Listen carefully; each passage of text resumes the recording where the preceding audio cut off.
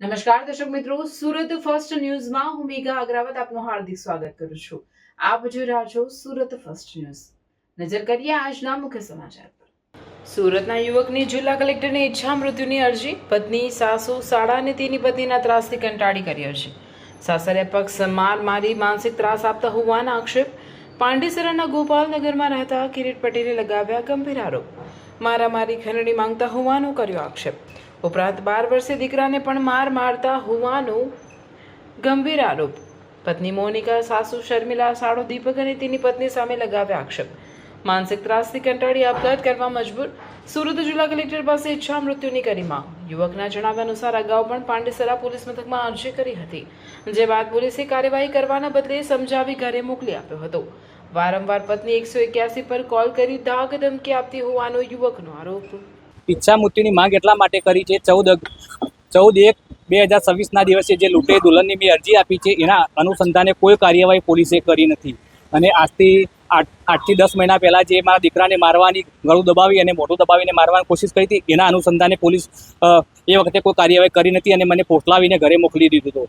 તો હું અઠવાડિયા પહેલાં 21 તારીખે પીઆઈ ફાઈન ગયો તો પીઆઈ મને ચોખ્ખી ના પાડી, મને કે આમાં ગુનો દાખલ નહીં થાય. તો હું ઈચ્છા મૃત્યુની અરજી દાખલ કરી છે કલેક્ટરમાં. તો કલેક્ટરે મને આશ્વાસન સારું જ આપ્યું હતું. ત્યાંથી કમિશનરને ફોન કરી અને કહ્યું હતું. તો કમિશનરે મને સાંભળ્યો. પછી નિધિ ઠાકુર ડેપ્યુટી કમિશનર છે, એમને મને સાંભળ્યો. પછી એમને એમ કહ્યું કે 307નો ગુનો દાખલ થશે, બરાબર. એના માટે તમારે એવિડન્સ આપવા પડશે. કીધું એવિડન્સ, હું ગરીબ ઘરનો દીકરો છું, ઘરમાં રહું છું, કંઈ સીસીટીવી કેમેરા છે નહીં, બરાબર. તો ક્યાંથી એવિડન્સ આપવું? તમે જે દીકરાને કાઉન્સેલિંગ કરવાનું હોય, તમે બાળ વિભાગના અધિકારીઓને લઈને 2 થી 4 કલાક કાઉન્સેલિંગ કરો. એક નાનું બાળક છે 12 વર્ષનું, એ તો જે છે સત્ય જ કહેવાનું છે. તો મારા દીકરાને જે મોઢું દબાવીને ગળું દબાવીને કોશિશ કરી હતી, 307નો ગુનો દાખલ કરવાની વાત હતી. નિધિ મેડમે ખાલી મને આશ્વાસન આપ્યું હતું. તો નિધિ મેડમને હું કહેવા માગું છું કે તે પાંડેસરા પીઆઈને કહો અને મારી જે આ 2 એફઆરઆઈ છે એ દર્જ કરો અને યોગ્ય મને ન્યાય અપાવો. નહીં તો હું ઈચ્છા મૃત્યુની જે માંગ કરેલી છે તો એમાં 3 દિવસની અંદર શું રિઝલ્ટ આવે છે, નહીં તો પાછી મારે આગળ આ પગલું ભરવું પડશે. એના માટે જવાબદાર છે મારી ઘરવાળી મોનિકા ચૌહાણ, મારો સારો દીપક ચૌહાણ અને મારી સાસુ. આ બધા મળેલા છે અને ષડયંત્ર રચે છે, કાયદામાં રહી અને લૂંટવાના ધંધા કરે છે. મારી પાસે સ્ટિંગ ઓપરેશન કરેલા છે. તો સ્ટિંગ ઓપરેશનમાં 4.5 લાખ રૂપિયા જે સરકારી વકીલી, એની પોતાની વકીલ આગળના 2 કેસની જે બોલે છે એ સ્ટિંગ ઓપરેશનમાં બધું પુરાવા સાથે છે મારી સાથે. ત્રાસ એ રીતના આપે છે કે હું એસપીજી સાથે જોડાયેલો છું. તો મારે નાની મેટર કોઈ પણ હોય સુરતની અંદર, તો હું ફોન પર વાત કરતો હોય તો મને મારી પર શક કરે. પછી કે તમે કોની સાથે વાતો કરતા હતા, એમ કરી અને પછી મને ઘરે આવું ઝઘડો કરે, શાંતિથી ખાવા ના દે.